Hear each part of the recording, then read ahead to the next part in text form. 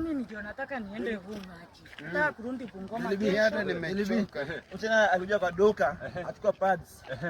Mwezi wa kwanza, ya pili, ya tatu, wewe pesa yangu bana. Wewe pesa yangu. Shida yenyewe ni nini? Pesa yangu. Tulipe pesa. Pesa yangu 60 bob. Acha mchezo. Achana na yeye.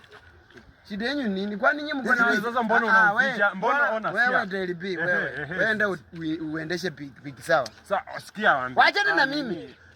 Wewe mambo ambaye yakuhusu wewe, ona, wacha nikwambie ndugu yangu. Wewe uko na bibi pia anaenda kwa mwezi bana.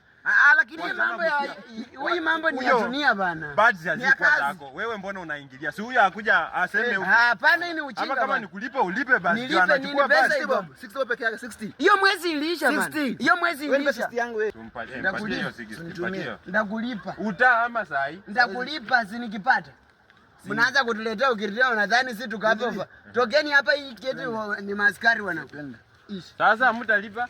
Hakuna pesa tunalipa. Nilipe cha nao.